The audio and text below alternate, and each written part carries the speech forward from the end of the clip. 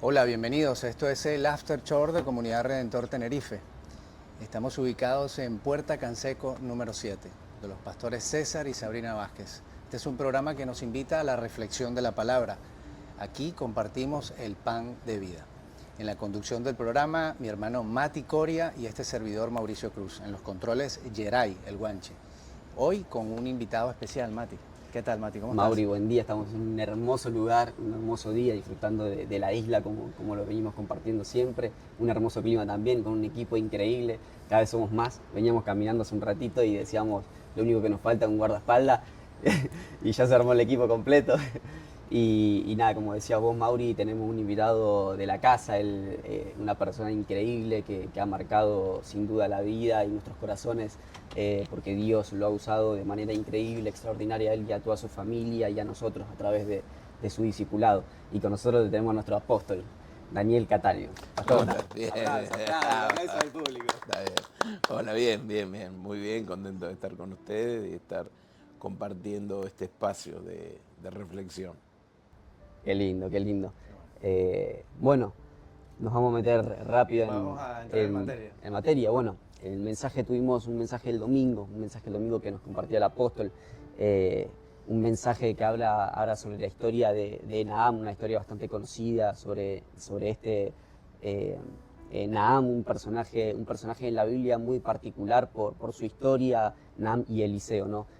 Naham, este general sirio, el cual se encuentra en una situación de enfermedad, en el cual estaba luchando con la lepra, con lo que significaba la lepra en ese entonces, una enfermedad de alta tasa de mortalidad, en la cual se lo denigraba mucho a la persona que tenía esta enfermedad, se la hacía a un lado de la sociedad, y Naham no encuentra otra salida, otra respuesta que ir a acudir a Eliseo para poder sanar esta enfermedad, ¿no?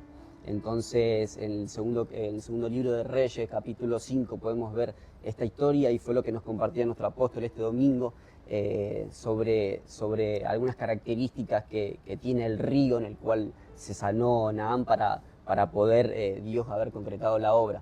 Entre medio podemos ver algunos puntos que el apóstol nos marcaba sobre las circunstancias que tuvo que pasar Naham, tanto con su historia, su trayectoria, y ciertos puntos para la transformación en sí de Naham, y podemos ver ya al final, que también los vamos a estar tocando como resumen, cómo se va Naham de ese lugar. Se va con un corazón también transformado, pidiéndole tierra a Eliseo para poder llevarse. Así que esto fue un panorama más o menos de lo que fue el domingo, y es lo que vamos a estar desarrollando hoy en este episodio. Hermano. Sí, Apóstol, a mí me encantaría que nos pudiera desarrollar, porque usted mencionó lo de sobre el día 6, el día 7. Eh, si uno analiza en profundidad o se zambulle como usted hablaba en la prédica sobre las escrituras sagradas, uno se va a dar cuenta de que desde el comienzo de la creación, Dios habla a través de la serie, del ciclo de 7. Eh, Podemos ver cómo en 6 días Dios creó el mundo, luego Dios reposa, bendice y santifica. Y de ahí en adelante comienza, es lo primero que hace Dios. Cada vez que se cumple la serie del 7, que se cumple en innumerables momentos, eh, llama la atención, como por ejemplo en el caso de Naamán, y, y si sumamos en Jericó también sucede lo mismo. Eh, Aun y cuando la palabra dice que en el caso de Naamán fueron siete zambullidas en el río, bueno, hay quienes hablan de 7 días, pero hay un patrón que es característico, que tiende a repetirse. Cuando sucede el séptimo, todos los 6 anteriores son completamente distintos. Lo podemos ver, por ejemplo, en, en, las, en el Antiguo Testamento. Todas las resurrecciones fueron 6, hasta Lázaro, desde el muerto que toca los huesos de Eliseo, y la última, la completa, la serie, el ciclo, Jesús, la concepción del Espíritu Santo. También vemos cómo eh, eh, 6 mujeres infértiles eh, y, y Jesús completa la serie del 7, desde Isaac, Jacob, eh, pasando por Samuel, Sansón, y termina Juan el Bautista y termina Jesús. O sea, llama mucho la atención lo que Dios quiere enseñar a través de ese ciclo de 7. Vemos cómo Naamán eh, se sumerge 7 veces, no se sumerge, y cada vez que se sumerge, él va eh, curándose progresivamente, sino que desde la primera hasta el sexto siempre se mantuvo la lepra. En la ciudad de Jericó ocurre lo mismo. La ciudad no fue poco a poco destruida, sino que fue en el séptimo. Eh, ¿qué nos enseña Dios con ese 7, con esa serie de 7, además de la plenitud que usted... Sí, sin duda, la Biblia no es un libro común y ordinario. Es decir, la Biblia es un libro en el que Dios con su mente nos transmite un mensaje y nos comparte una idea. Entonces, los números en la Biblia no carecen de significado. Como bien dijiste y lo expresaste, el 7 siempre señala plenitud. Ahora, yo creo que para que haya un 7 tiene que haber un 6, y tiene que haber un 5, y tiene que haber un 4. Hace un tiempo predicaba acerca de las vueltas de Jericó, y yo creo que la destrucción no ocurre el día séptimo, empezó con la marcha del día primero, como la sanidad de Naamán comenzó con la primera zambullida, aunque no se veía, porque nosotros tendemos a, a, a estar enfocándonos en lo que se ve, pero hay todo un proceso que es la que nos lleva. Por eso es tan importante que nosotros entendamos que si el pueblo marchaba 4 días, descansaba uno y después seguía marchando, no hubiera sido lo mismo. Sí. En la constancia y en el mantener y en el ser obediente se alcanza la plenitud. Dios siempre apunta a hacer su milagro en la plenitud de los tiempos. Hay un pasaje allí en el Nuevo Testamento en el cual el apóstol Pablo dice: pero cuando se cumplió el tiempo, cuando llegó la plenitud del tiempo, nació Cristo de una virgen. Es decir, en la plenitud del tiempo. Dios trabaja llevando todo a la plenitud del tiempo. El 7 es la plenitud del momento, es el punto justo. En cocina se diría el punto caramelo, o en repostería el punto nieve. Es decir, es el tiempo justo en donde ocurre lo que Dios prometió. Y Naamán fue llevado a ese tiempo justo. Y en ese tiempo justo concurren la obediencia, concurre la perseverancia, concurre la paciencia, concurre la esperanza. Sí, porque Dios trabaja en todo esto en nuestra vida. ¿Tá? No sé. eh, Podríamos decir, apóstol, perdón que lo interrumpa, que cuando Dios va a hacer algo grande, cuando va a accionar el poder, moviliza al pueblo, moviliza al hombre, ¿no? Es decir, ese proceso que usted llama poco a poco. Claro, si Naamán estaba a punto de irse, los Exacto. sirvientes lo convencen. Es decir, la gloria de Dios se basa en eso, en la fe y la confianza, en la obediencia. Entonces, claro, es interesante eso, porque claro, Dios no hubiese destruido Jericó si el pueblo de Israel no es obediente a la palabra de Dios.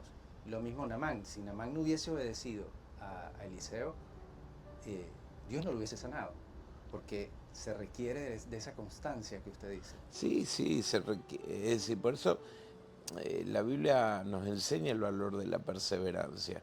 y nos enseña el valor de mantenernos en lo que Dios nos ha dicho. Vuelvo a Jericó, en Jericó hay 2:7, están los 7 días, pero el último día hay 7 vueltas, lo cual hace en total son 13. Eh, eh, pero si nosotros nos ponemos a esto a entenderlo, nosotros vamos a verlo. En la genealogía de Jesús son 3 de 21, que son 3 por 7. Es decir, el número apunta a que nos quede bien en claro que Dios va a trabajar en la plenitud del tiempo. Dios no trabaja fuera de tiempo. Dios tiene una plenitud del tiempo en nuestra vida también. Yo siempre digo que Judas arruinó su vida por no esperar un día más. Porque si Judas esperaba un día más, la entrega de Jesús se hubiera concretado a través de otros medios, pero él hubiera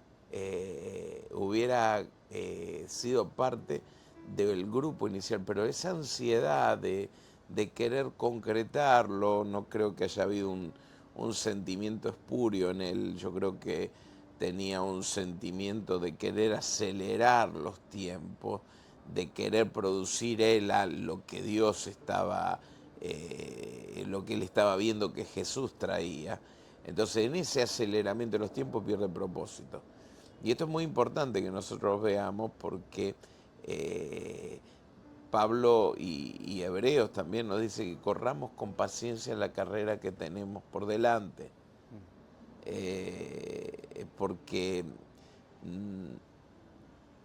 tengo que zambullirme el 4, tengo que zambullirme el 5, tengo que zambullirme el 6 y el 7 también. Hay que concretar el tiempo. Y esto pensando en la vida nuestra. ¿Tá? Tengo 60 años, entonces pensando en mi vida. Yo a muchas cosas en mi vida creí que iban a ocurrir en la segunda sumergida. Pero Dios está guiando mi vida a la plenitud de su tiempo. Por eso declaramos, lo mejor es ahora. Amén. ¿Por qué? Porque estamos en la plenitud del tiempo. Estamos en la plenitud del tiempo. Y esto es un poco lo que el domingo voy a predicar de esto, así que ya les adelanto el domingo, no voy a estar acá, pero el domingo voy a predicar de esto que dice: no conociste, le dice Jesús a Jerusalén, al espíritu de la ciudad. Dice: no conociste el tiempo de tu visitación. Es decir, no entendiste la plenitud del tiempo.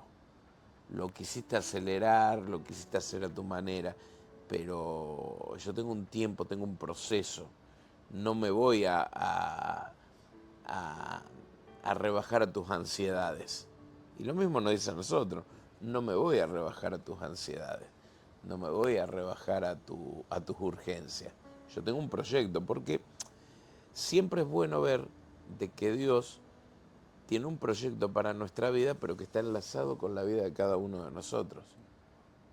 Entonces Dios tiene que amalgamar lo que nosotros somos, pero tiene que amalgamarlo también con el tema del pastor César, que está examinando ahí atrás de la cámara cómo está saliendo esto. Tiene que amalgamarlo con Gerard, tiene que amalgamarlo con cada uno de nosotros. Entonces, cuando Dios está armando todo eso, está realmente jugando el ajedrez. No es soplar y hacer botella.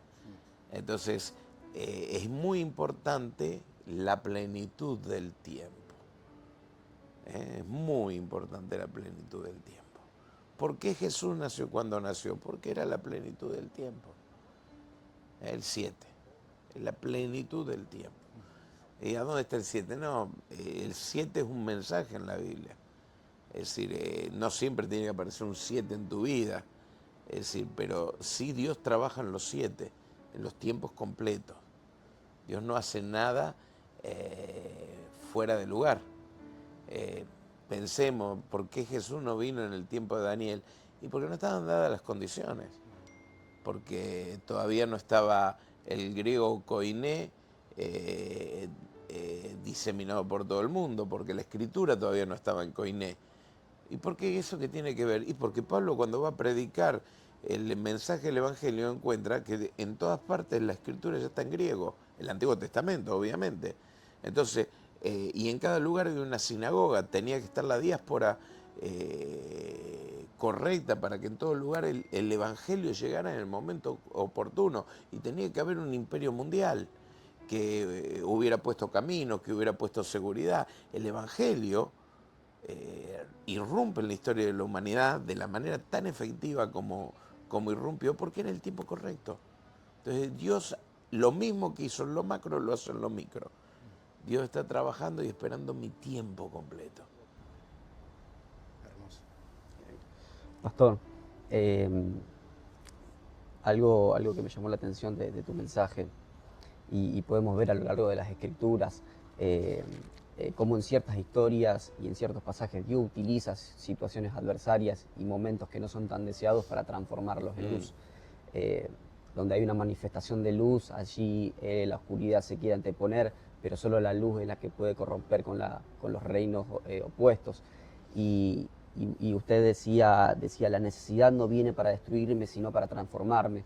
Y nosotros creemos a veces que la necesidad es oscuridad, y vos el mensaje que compartías el domingo mostrabas que no era así, que la necesidad a veces es luz y Dios la transforma, usa esa necesidad para poder transformarnos a nosotros y transformar también nuestra realidad. Seguro, porque, a ver, primero había un pastor, fue el pastor de mi niñez y adolescencia, y después fuimos compañeros en el ministerio, cuando ella era un hombre anciano. Orfilio decía, nadie se levanta un día y dice voy a creer en Dios. Orfilio era el nombre de este pastor.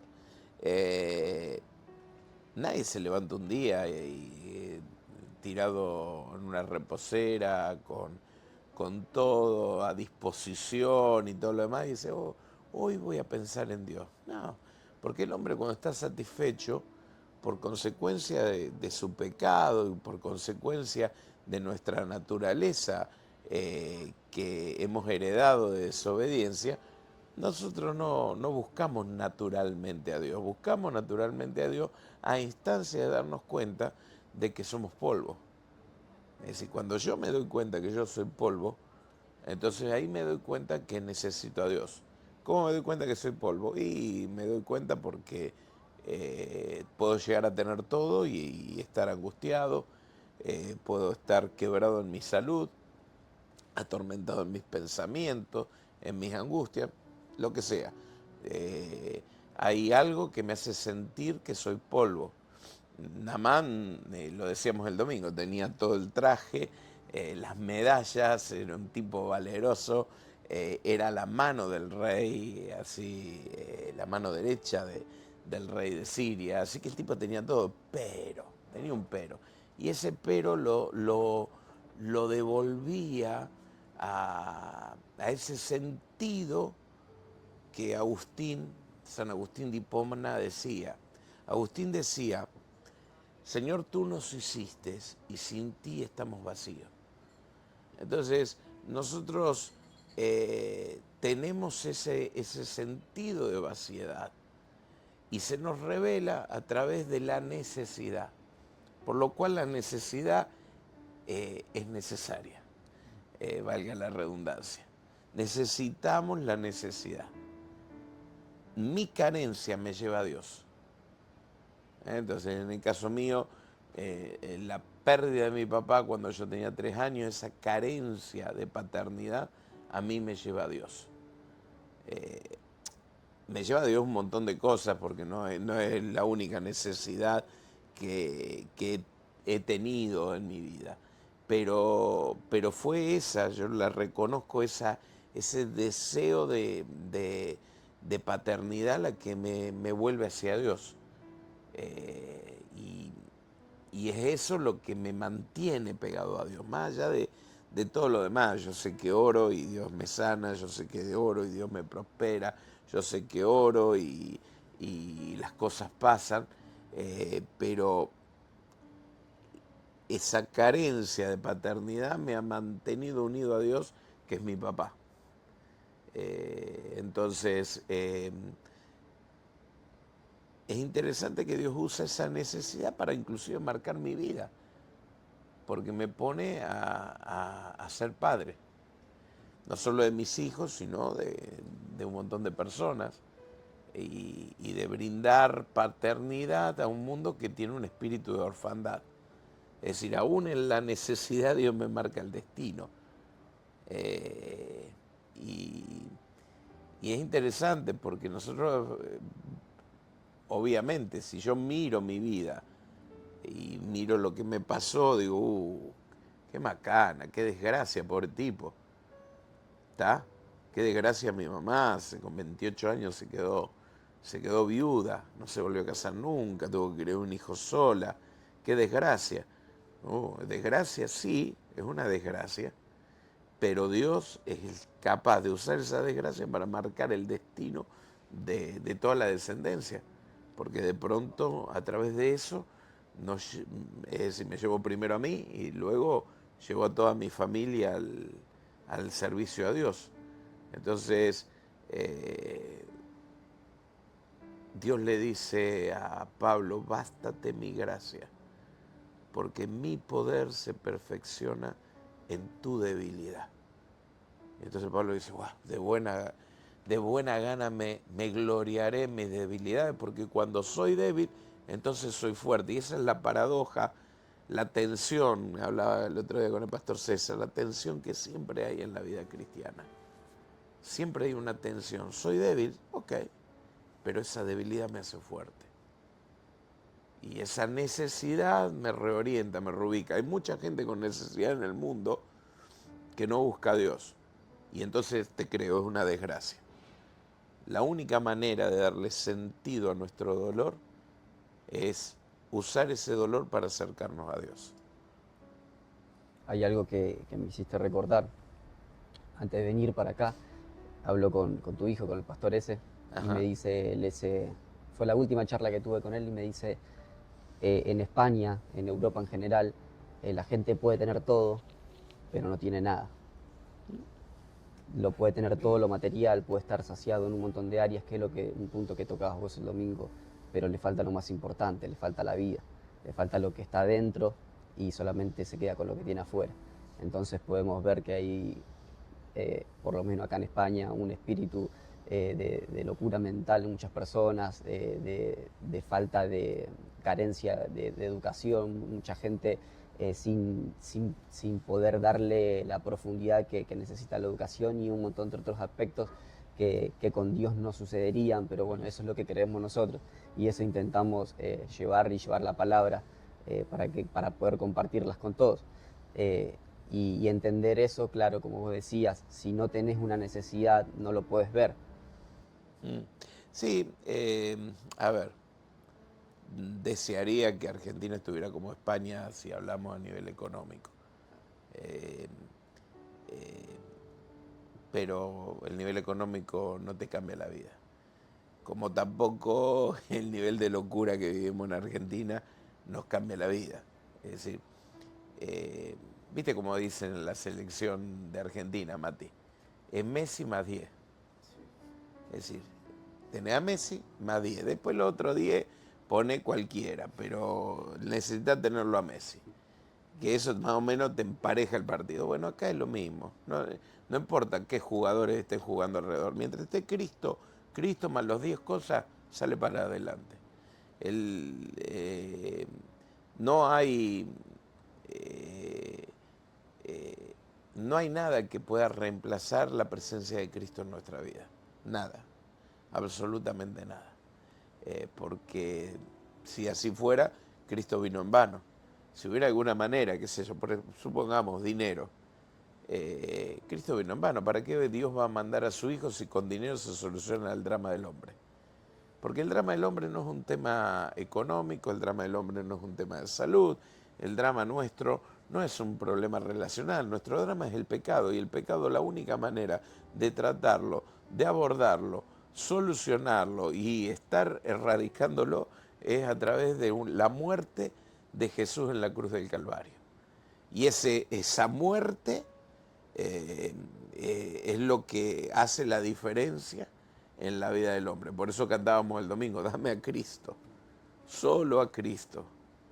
Dejo todo por Él. Es decir, porque una piadosa de, de la edad de oro de las letras españolas, Sor Juana Inés de la Cruz, decía: quien a Dios tiene, nada le falta, solo Dios basta. Entonces, a mí me basta Cristo. ¿Y cuál es la receta para los españoles? Cristo. Y para los argentinos, Cristo. Y para, ¿qué tenemos acá? ¿Vos sabés dónde sos? Venezuela. Venezuela. ¿Cuál es la receta para Venezuela? De eso vamos a hablar. Le voy a hacer una Cristo. pregunta al final. Pastor, esto que escribe Pablo, que conversamos sobre el poder de Dios se manifiesta en mi debilidad. Hay una mujer que se llama Corrie ten Boom. Yo compartí esto hace poco, usted la debe haber escuchado. Bueno, es una mujer que escribe varios libros, que tiene una historia hermosísima. Sobrevivió al Holocausto. Sí, sí. Y bueno, escribe un libro luego del famoso libro que le da nombre célebre de el refugio secreto, pero escribe uno que se llama Lord for the Throne. Es vagabunda del Señor.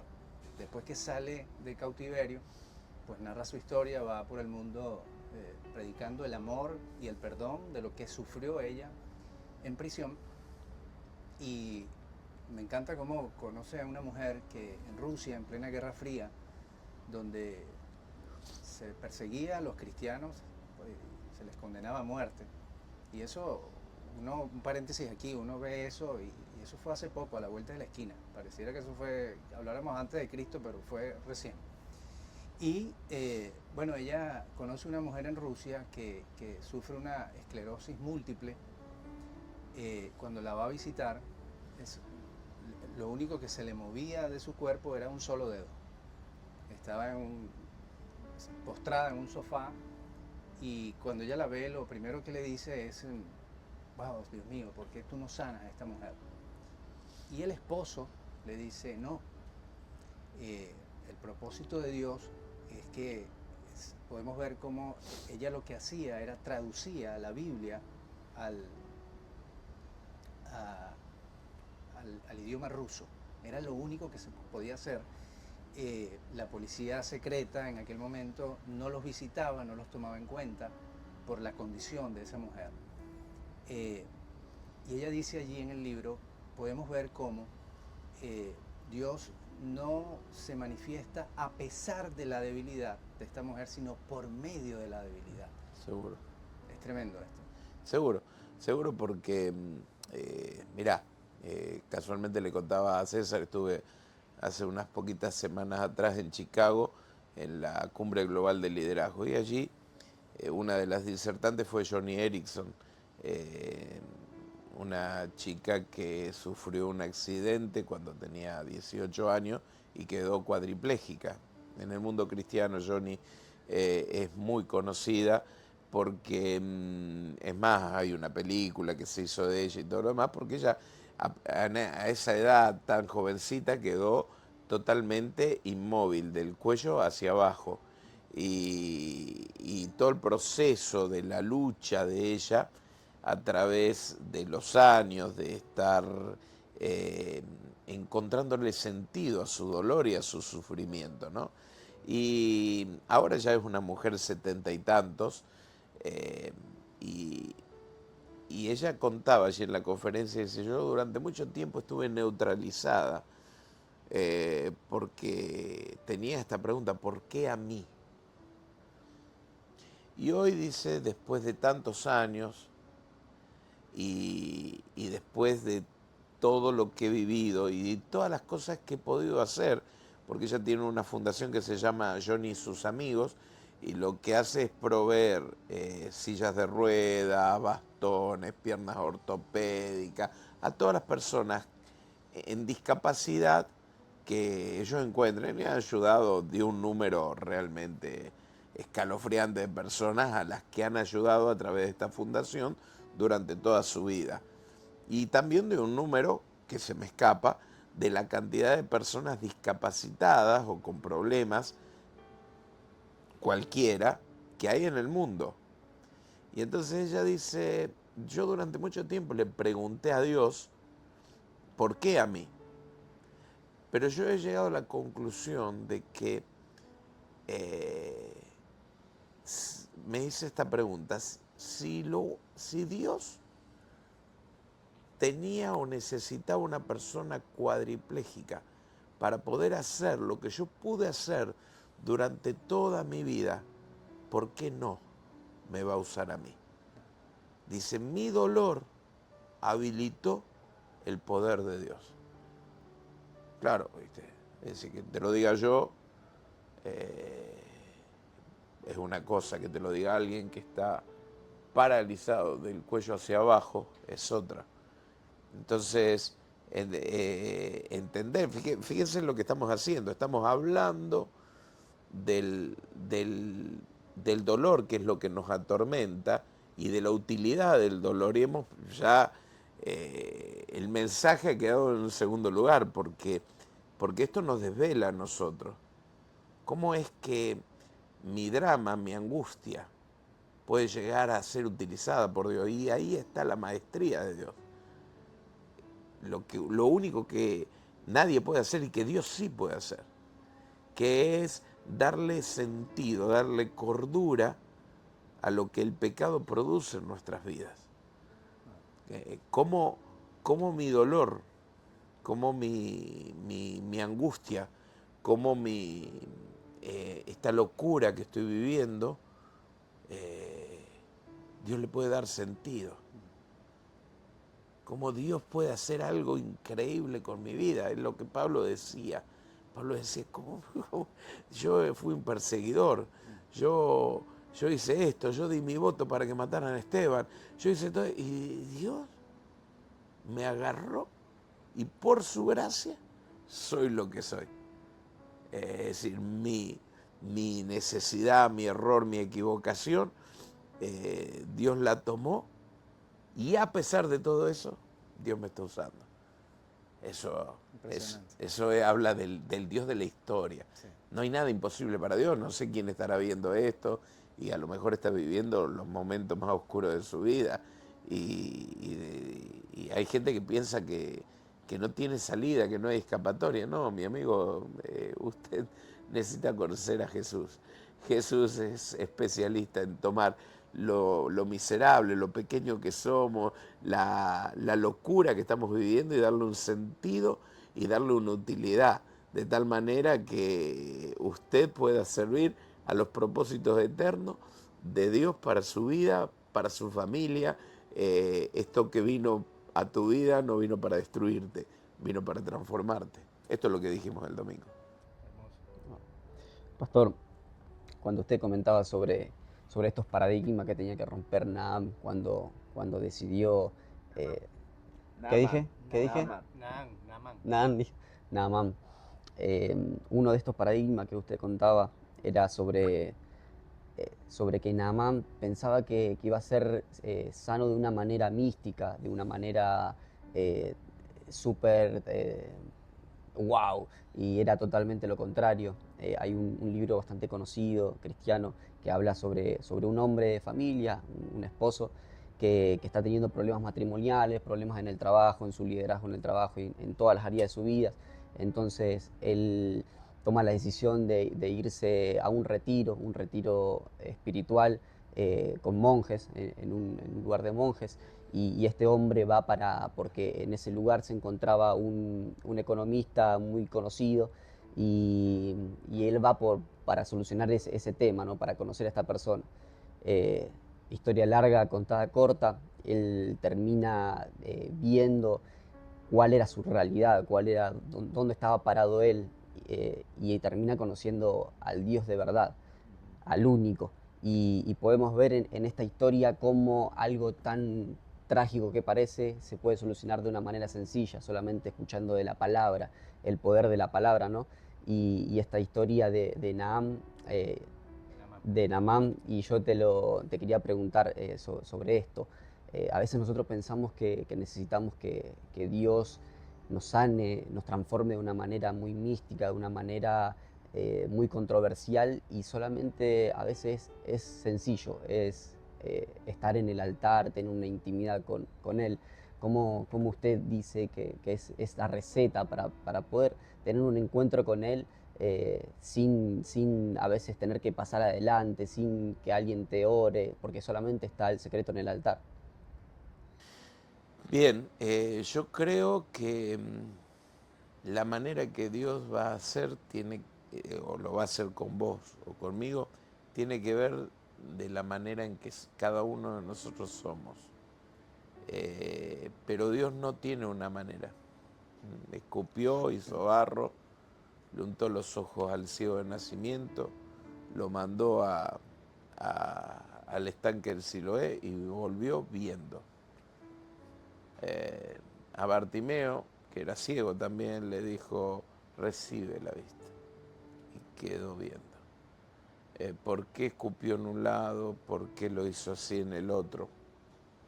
Tiene que ver con lo que somos.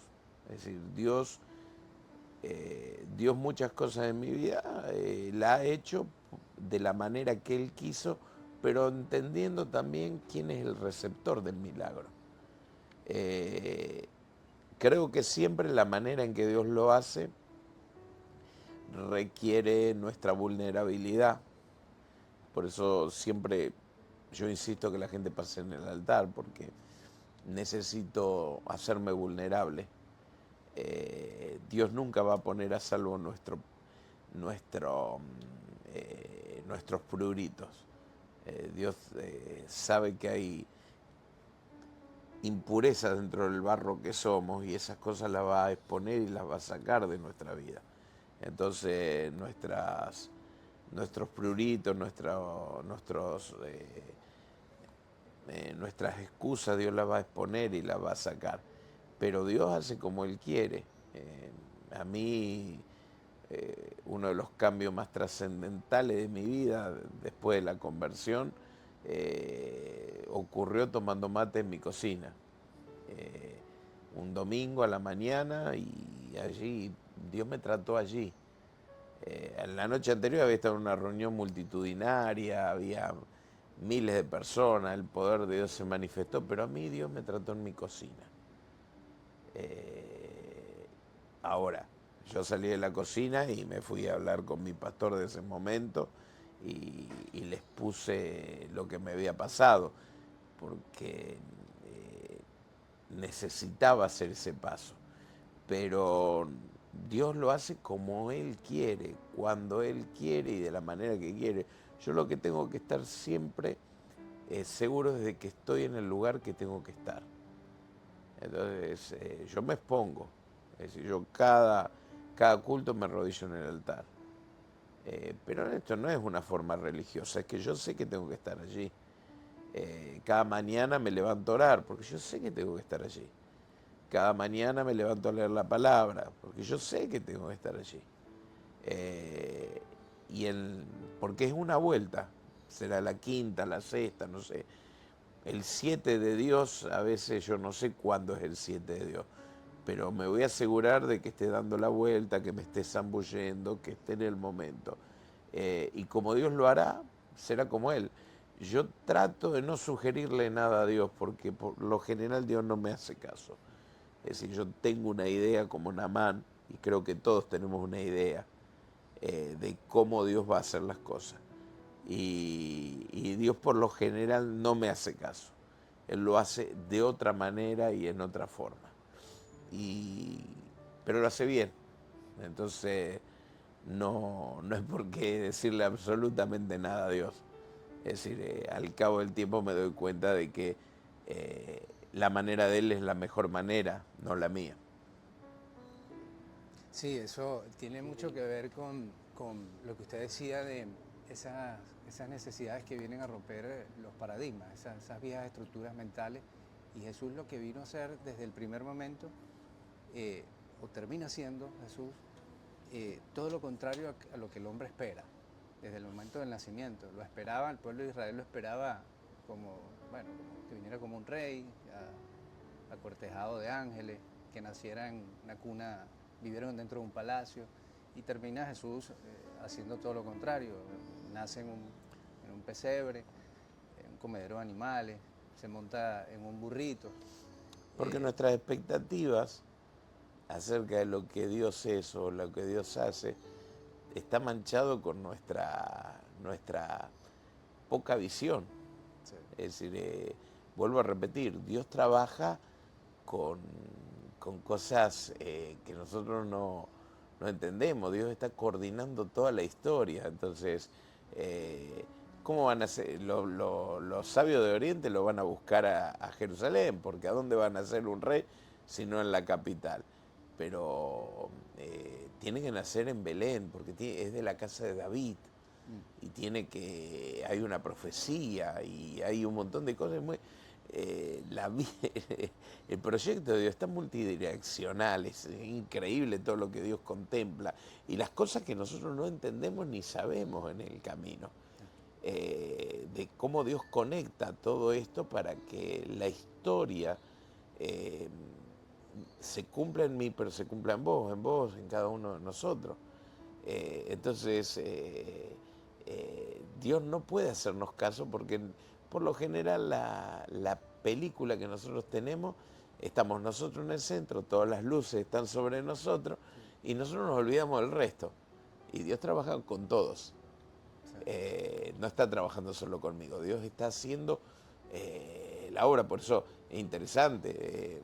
Vos venís de Venezuela, vos venís de Argentina y yo también vengo de Argentina y acá tenemos un guanche y uno dice, ¿cómo es esto? Y Dios trabajó, pero ¿por qué fulano de tal en el gobierno? ¿Por qué la crisis esta? ¿Por qué aquello? Dios está tejiendo toda la historia. No solamente de los que quedaron allá en Argentina o en Venezuela, sino de lo que la tierra de España necesita. Y debido a que huimos de nuestros dolores, ustedes están acá. Ahora, ustedes piensan que escaparon de su necesidad. No, Señor, Dios utilizó la necesidad para traerlos acá, para escribir una historia diferente para la nación de España. Y el inmigrante que vive en esta tierra tiene que entender eso, porque por lo general los inmigrantes en primera instancia vienen a hacer plata acá en España. Y yo siempre lo he dicho, lo sigo sosteniendo. La plata te trajo acá, pero Dios te trajo a través de la plata para que hagamos una diferencia a favor de España, que España sea bendecida. Cuando la iglesia entienda eso, algo va a pasar en el mundo espiritual y esta nación bendita va a ser bendecida de una manera increíble a través del pueblo de Dios. Apóstol, yo no quería dejar pasar la oportunidad de, ya que estamos hablando del tema de Venezuela, ACNUR acaba de publicar los últimos números, habla de ya cerca de los 9 millones de venezolanos que se han ido del país. Son 25 años viviendo un tema complicado, de oscuridad tremenda en ese país. Y si uno se ve como Pablo escribe en Efesios, dice que nuestra lucha no es ni contra sangre ni contra carne, sino contra potestades, gobernadores de huestes espirituales. Uno revisa el libro de Daniel y se da cuenta que el pasaje donde Daniel en 21 días orando y ayunando, bueno, hay aquella batalla cósmica, celestial entre el príncipe del reino de Persia y el ángel, ¿no? Los ángeles de Dios. la Persia, hay quienes dicen, ¿no? La Persia de aquel momento, o sea, el príncipe de Persia lo que hacía era eh, eh, dominar a los gobernantes de ese momento, de persuadirlos, todo contrario a la voluntad de Dios. Eh, la Persia de aquel momento es la Irán de hoy. Si hay algún país que quiera hacerle daño a Israel, es el Irán de hoy. El Irán de hoy. Venezuela, sobre Venezuela, apóstol, hay muchas manos colocadas, ¿no? Irán tiene colocadas sus manos sobre Venezuela. Yo estoy convencido de que si Dios lo hizo en un momento, lo va a volver a hacer. No hay razón por qué no lo haga. En cualquier momento, no lo sabemos, esto que usted decía, pues el cronos nuestro no es el tiempo de Dios, lo que llaman el kairos de Dios. Y en algún momento Dios va a irrumpir, Dios va a traer la libertad a ese pueblo. Y voy a concatenar esto con esta pregunta. ¿Cuál cree usted que sería el reto principal? Pueden ser muchos, pero el reto principal que tiene la iglesia en este tiempo. La iglesia acá de Venezuela, ¿qué es lo que me estaba hablando? Podría ser general, pero yo diría también Venezuela, porque si vemos, yo viví allí, no me lo contaron, yo lo experimenté, y a veces vemos como hay una iglesia tibia, que no se pronuncia ni de un lado o de otro, y bueno, y es la estampida que tenemos en Venezuela, una fuga de cerebros, una fuga de todo. Mira, a ver, es muy difícil que yo opine de un país que ni siquiera conozco en el sentido de haber estado alguna vez allí. Lo más cercano que estuve fue en Cúcuta, ahí del otro lado de San Cristóbal. Pero te puedo traspolar con algunas cosas que nos pasaron a nosotros. Nosotros estuvimos, durante mi vida yo estuve en dos grandes dictaduras. Una dictadura militar y una dictadura democrática, pero que utilizó todos los resortes del poder para mantenerse durante 20 años usurpando el poder. En ambos casos, la iglesia tuvo una posición tímida. Por lo tanto, la iglesia fue responsable. Es decir, no toda la iglesia. Hubo hombres de Dios increíbles que tuvieron un coraje extraordinario, pero de la dictadura yo no puedo decir nada porque yo era muy chico, apenas saliendo a la adolescencia, pero sí recuerdo lo que fueron estos 20 años de socialismo institucionalizado a través del voto, pero lo que produjo y las huellas que produjo en nuestro país. Entonces, yo creo que la iglesia necesita tener un púlpito profético. Sostengo esto desde siempre. Creo que la iglesia tiene una voz. Y la voz es la voz de la iglesia es la que gobierna las situaciones y la que establece los principios de Dios sobre la tierra. Yo creo que, como vos dijiste, hay un correlato espiritual de lo que pasa en la tierra, y si nosotros vemos sobre la tierra cosas que nos gustan, es porque hay cosas que están ocurriendo en los aires que la iglesia no está interviniendo. La iglesia necesita recuperar su labor profética. Los pastores tenemos que recuperar nuestro valor profético y nuestros púlpitos tienen que tener un valor profético. Guste a quien guste y cueste lo que cueste. Lamentablemente, hoy en día, en pos de ser agradables, porque no queremos ser desagradables, en pos de no ofender, porque no queremos ofender, pero hemos arriado algunas banderas que la iglesia no puede arriar. no solo en política, tiene que ver con cultura, tiene que ver con sociedad, tiene que ver con pensamiento. Eh, uno de mis desafíos, como ministro de la palabra es tratar de mantener mi voz en concordancia con la voz del cielo. No digo que lo logren el 100%, pero esto ha sido siempre una preocupación en nuestro ministerio. Yo creo que la iglesia de Venezuela está cambiando. Sigo y veo y escucho siervos de Dios que están dándose vuelta. Creo que Maduro está maduro y que más tarde que temprano, más temprano, perdón, que tarde, va a estar saliendo, aunque parezca todo lo contrario. Yo creo que los usurpadores del poder se van. Yo creo que Dios también estuvo trabajando en esto. Esta diáspora del pueblo venezolano es una diáspora que nos ha bendecido al mundo. No solo porque llevaron las arepas a todas partes, sino porque muchos de ustedes tenían un conocimiento previo de Dios. Y ustedes, vuelvo a repetir, ustedes vinieron junto con los argentinos también y con todos aquellos que han emigrado corriendo por de los gobiernos, de las locuras económicas que ocurren en aquellas tierras. Todos aquellos que conociendo a Dios vinieron a esta tierra no se dieron cuenta. Ustedes vinieron huyendo para salvar el bolsillo o el pellejo, pero en realidad estaban siendo enviados a misionar. Y en el poder de darse cuenta de eso, vamos a estar ayudando a Europa, que está pasando un momento de disolución. Europa está siendo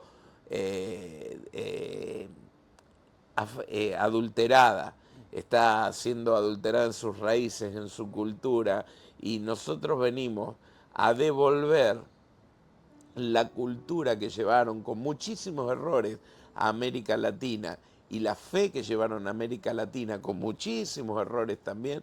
Nosotros venimos a devolverle ahora al continente europeo todo el bien que nos hicieron a través de los tiempos, dándonos la posibilidad de integrarnos a un mundo que avanzaba y que crecía.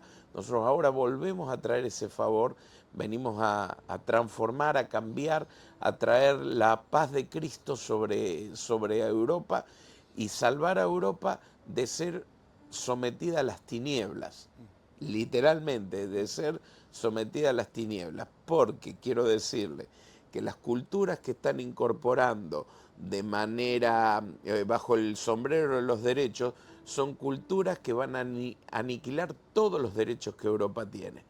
Y este es uno de los engaños, los cantos de sirena del socialismo.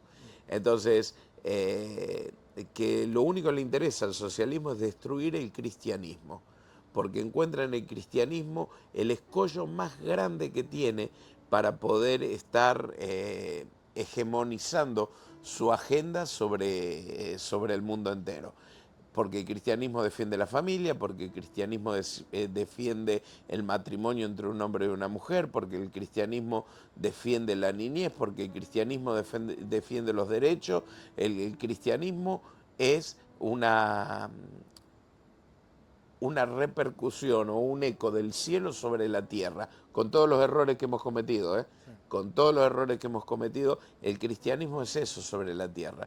Y esta agenda hegemónica que quiere imponerse sobre el mundo y de distintas latitudes, busca destruirlo. Cuando destruye el cristianismo, todo aquello que se disfraza de derecho, esas banderas van a ser bajadas y van a ser puestas solamente las banderas hegemónicas de un proyecto que quiere manipular a los individuos. Entonces, nosotros estamos en eso, creo. Creo que Dios está moviendo las piezas para eso. Y esperemos que estemos a la altura del llamado y que la iglesia sea lo que tiene que ser, la sal y la luz de la tierra. Amén. Pastor, ¿cómo? Acá de atrás de cámara están diciendo que vemos cómo la iglesia puede estar en un tiempo quizás de vulnerabilidad de parte de los miembros, porque quizás no estamos siendo aquellos que trastornan al mundo, como dice la palabra. Y para ser de esas personas, vos nombrabas el poder del altar, el secreto del río era el altar, y nombrabas unos 5 puntos, 5 pilares de la oración. Te quería preguntar sobre el poder del altar. Bien, a ver, nosotros, vuelvo a hablar de tensiones. La iglesia tiene una tensión. Por un lado la iglesia tiene que ir y por el otro lado la iglesia tiene que quedarse. Es decir, tengo que ir a un mundo que me necesita, pero no puedo encerrarme en los templos. Sin embargo, tengo que estar en el altar para poder ser respuesta para un mundo que necesita de Dios. Y estamos allí, en esa tensión de que salgo y que me quedo, que salgo y que me quedo. Y esto es nuestra vida.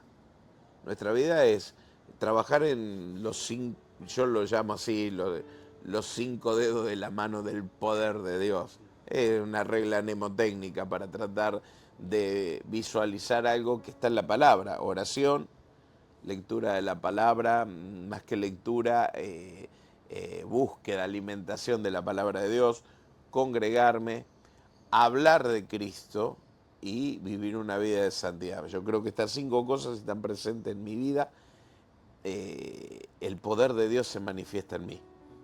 Y esto es lo que ocurre en el altar. Esto es lo que ocurre en la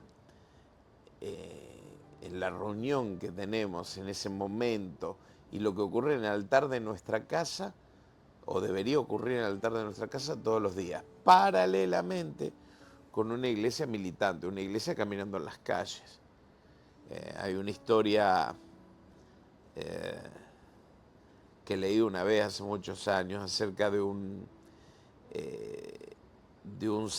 una reunión de los cuáqueros, este grupo evangélico que se desarrolló allá en el siglo XIX, XVIII en Estados Unidos. Se llamaban cuáqueros porque temblaban, y cuac en inglés es temblar. Entonces ellos estaban en la reunión y temblaban, entonces despectivamente lo nombraron cuáqueros y le quedó cuáquero. Bueno, ellos eran famosos por tener unos cultos de silencio. Así que vos entrabas a la reunión y ellos estaban así, y estaban en reunión. Un día llega un visitante, entra a la reunión y están todos así, quietos, inclinando la cabeza. Y entonces se acerca a alguien, pensando que el servicio no había empezado, y le dice: disculpe, ¿cuándo comienza el servicio? Ellos ya estaban en reunión, lo que pasa es que él no sabía las formas. Y entonces la persona le dice: el servicio empieza cuando termina la reunión.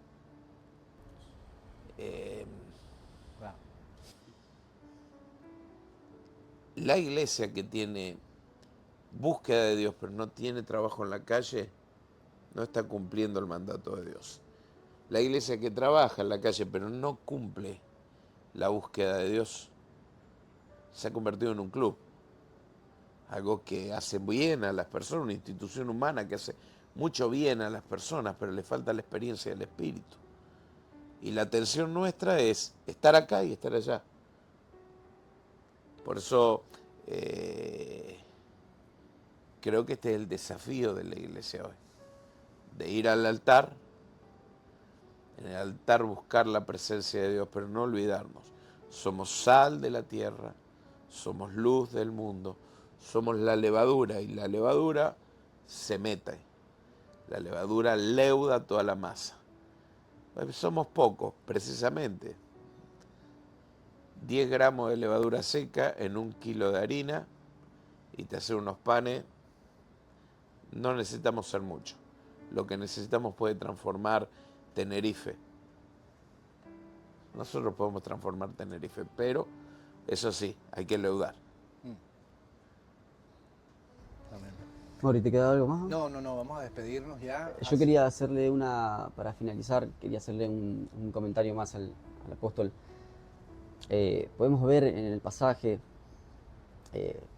Naamán le dice a Eliseo: permíteme llevar toda la tierra que pueda cargar en 2 mulas, porque de ahora en adelante voy a ofrecer sacrificios y ofrendas solo a Dios.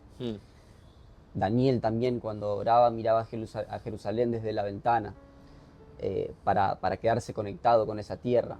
Y Naamán también quería de alguna forma espiritual quedarse conectado con lo que había recibido en ese lugar. ¿Cuál fue la tierra que tomaron ustedes con la pastora Patricia en sus inicios para poder formar este ministerio, para poder ser de bendición para las naciones, literal? Mira, yo creo que la experiencia con Dios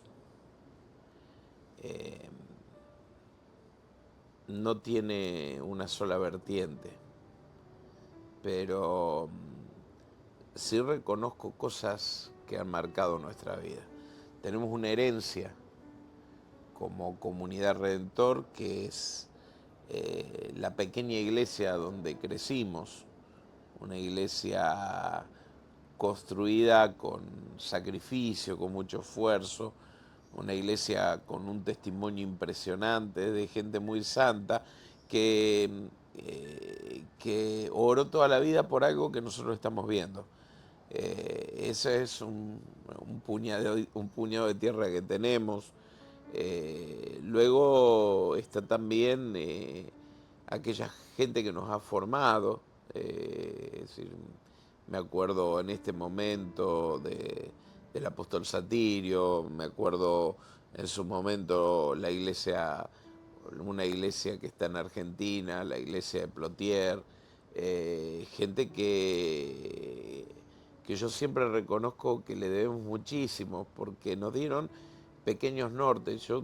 Cuando nosotros nos movemos, la tierra nuestra es una tierra eh, que, que fue formada con este deseo del avivamiento, de alcanzar el mundo, de alcanzar la tierra, toda con el Evangelio de Cristo. Y nosotros nos paramos sobre eso. Y no somos mejores ni peores que nadie. Lo que nosotros traemos es el puñadito de tierra sobre el cual Dios le ha placido hacer un altar. Eh, no me creo, o no nos creemos, ni Patricia ni yo, el ombligo del mundo, ni el agujero del mate. Somos simplemente gente común que le ha creído a Dios. Y Dios nos ha respondido de esa manera. Nuestro deseo es dejar una estela de gente transformada, cambiada. Nos gusta que la iglesia crezca, que la iglesia esté como los veo ustedes acá, con ganas, con deseo, con anhelo, pero más nos interesa que Tenerife sea cambiada. Estamos acá por eso, para que la isla sea cambiada, para que la isla reciba de la gracia y la misericordia de Dios, o si al menos supiese, dijo Jesús, lo que es para tu paz. Tenerife, si supieras lo que es para tu paz. Y esta es la tierra sobre la que nos posamos, Mati. Indudablemente cometo injusticias al olvidarme o de no incluir un montón de cosas, pero es una tierra de trabajo duro, de dar todo por el Señor, de servir a Dios. No creemos haber inventado nada. Lo que sí hemos sabido tomar de nuestros modelos los ingredientes necesarios para hacer este combo que está bajo el nombre Comunidad Redentor. Y esto es lo que nosotros exportamos o llevamos sobre nuestras mulas a donde vamos. Construimos un altar para Dios, un altar que transforma la tierra. Amén. Bueno, apóstol, ha sido un placer de verdad tenerlo en el After Church. Nosotros semana tras semana, semana tras semana, nuestra misión es indetenible, es llevar el mensaje del Evangelio a todos los que nos ven a través de esas pantallas, y estamos en la calle también. Así que bueno, espero verlo pronto, sea en Argentina o aquí. Bien, hagamos una cosa, si me permite cerrar el programa, ya que estoy. ¿Qué tal si levantamos nuestras manos y bendecimos a Tenerife? Estamos en un lugar alto Sí. de la ciudad, así que bendecimos la isla. Señor, en el nombre de Jesús, que te conozcan a ti, el único Dios verdadero, y a Jesucristo, a quien tú has enviado. Que se vuelvan de las tinieblas a tu luz admirable, que sepan que tú los amas, que no están solos, y que esta palabra de esperanza alcance las 7 islas, alcance el continente, no solo el país España, sino todo el continente de Europa. Que el Evangelio resplandezca, que las tinieblas retrocedan, que sean milagros y prodigios en el santo nombre de tu Hijo Jesús, y a nosotros danos de nuevo para seguir predicando tu palabra. En el nombre poderoso de Jesús. Amén. Bueno, pero nos estamos despidiendo, Mauri, sin algo muy importante. Tenemos nuestras redes sociales, Comunidad Redentor TNF, para que nos puedan seguir. Después también está la página de los jóvenes, Jóvenes Redentor Tenerife. Día de servicio de culto tenemos los miércoles a las 20 horas en Puerta Canseco 7 y los domingos a las 10:30. El miércoles está el apóstol, tenemos la segunda reunión con él, así que no se lo pueden perder. También tenemos el campamento de los jóvenes muy pronto, 13, 14 y 15 de noviembre, va a estar increíble. Vamos a tener un tiempo increíble con la presencia del Señor, con un montón de jóvenes, van a venir los chicos de Gran Canaria que lo estamos esperando también. En septiembre. En septiembre, sí. 13, 14 y 15 de septiembre. ¿Y qué dije? Agosto. ¿Noviembre? Porque vamos a hacer 2. No. Así que bueno, no se lo pueden perder. Los esperamos el miércoles y muchas gracias por venir. Es una bendición. Gracias a tenerte con ustedes. Dios nosotros. les bendice, chicos. Se queda con nosotros la apóstola. Se queda acá a vivir. Chao. Chao.